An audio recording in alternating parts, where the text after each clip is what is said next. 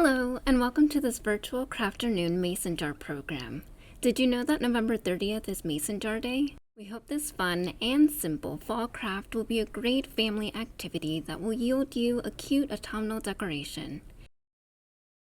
The materials you'll need for this craft will be in the kit given to you at the Beltsville branch. However, you're welcome to follow along if you happen to have or can get these materials.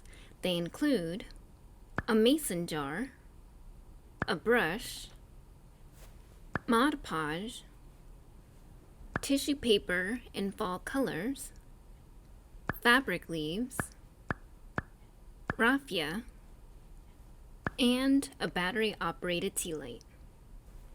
We'll first start off with a fun mosaic mason jar craft that should be simple enough for kids to follow, with adult supervision, of course. You'll want to take your mason jar and add a few drops of Mod Podge. Then, you'll use a brush to spread the Mod Podge in vertical, up and down, sections. Mod Podge dries fairly quickly, so it's best to work in small sections at a time, which you'll see me do in the video. Then, using the cut-up pieces of tissue paper in fun fall colors, which are included in the kit, you'll place them randomly or intentionally over the sections where you brushed on Mod Podge.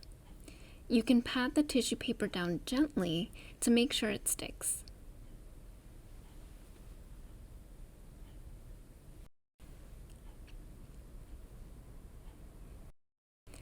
Once you've made your way back around to where you started, you're pretty much done. You are welcome to add some Mod Podge on parts of tissue paper that are sticking up. That way, you have a more smooth finish.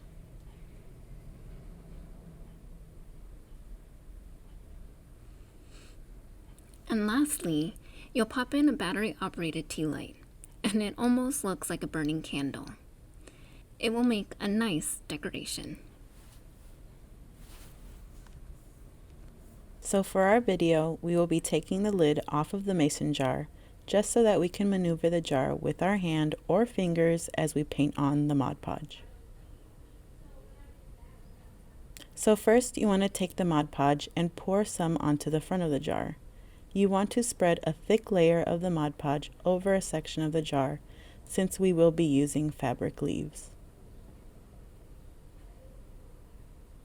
You then want to place a faux leaf onto the Mod Podge. As I place the leaf onto the jar, you can see that I tried to focus on laying and pressing on the middle of the leaf, which usually sticks on easier than the tips of the leaf.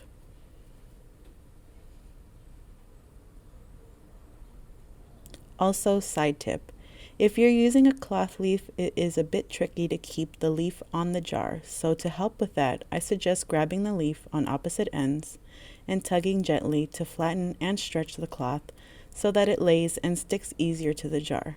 I did this during the middle of my filming because the leaf did not cooperate in laying flat, so I tried the stretching method on the fabric and it worked like a charm.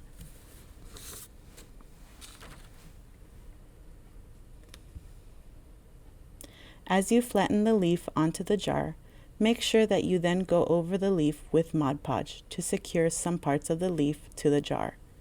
So I will let you know that not all of the tips of the leaf will lay flat, which is okay, because once the Mod Podge dries, the leaf usually sticks on pretty well, even if some portions of the tips are raised or unglued. What's most important is that the leaf sticks onto the jar. You want to continue to paint on the Mod Podge on each section of the jar for each leaf. You can be creative in how you place your leaves.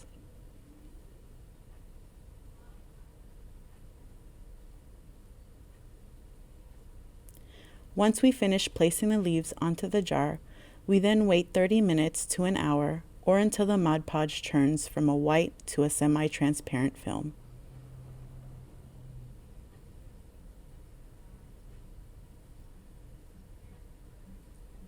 Now, as a finishing touch, we make a bow around the neck of the jar. First, we'll wrap the paper raffia around the jar and make a knot, and then another to secure the raffia.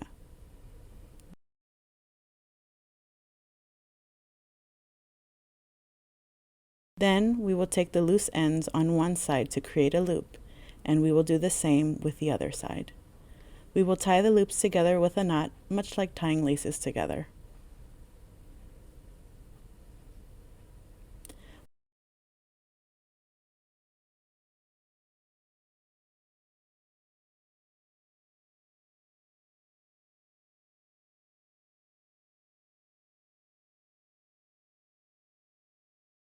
We will then add our tea light to our candle holder, and voila, we have our fall-friendly mason jar decor for the season. Just as a safety reminder, always keep glass away from direct sunlight. I hope you enjoy making this as much as we did.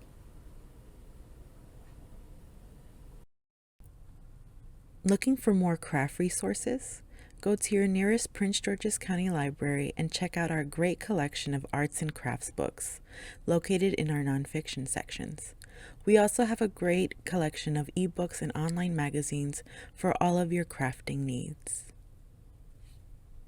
Interested to know what your local library has access to in terms of crafts? In this video, we will be showing you how to access our 2 resources where we have a lot of craft information. So we're going to open a browser and we're going to type in pgcmls.info. All right, this is our library's website. And as you can see on the right hand side, we'll go to online library. We're going to head on over to online resources.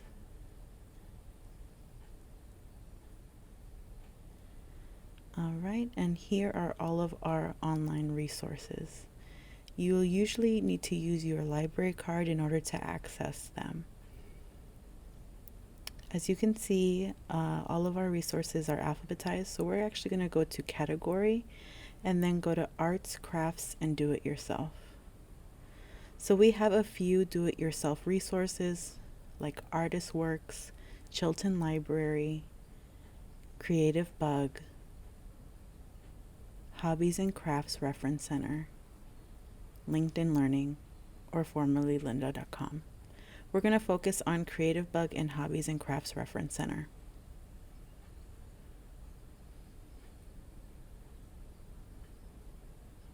So here is the Creative Bug website. So you need to use your library card in order to access this. And you also have to create an account. But once you do, you can see you have access to so many resources for all of your craft needs. They have classes and videos. So here I'm doing a little search for candles to see what they have. And I'm just going to choose one video to show you how it looks like.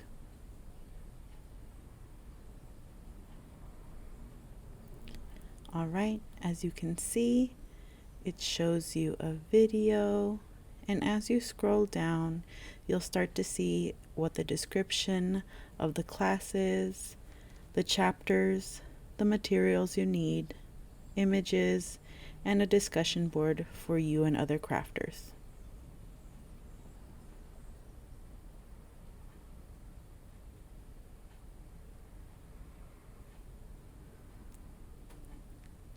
In the description, it shows you how long the video will be and the objectives of what you need to know for this class.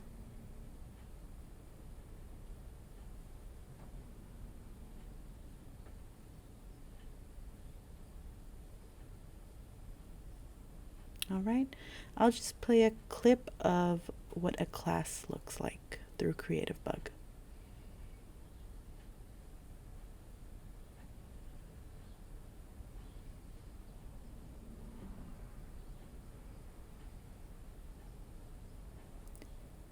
Now we will go back to the library's website and head on over to Hobbies and Crafts Reference Center.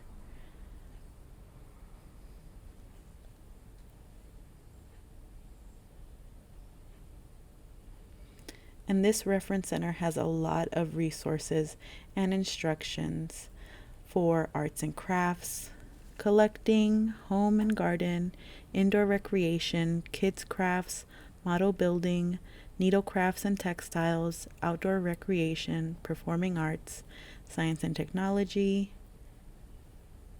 and each theme has its own specifications.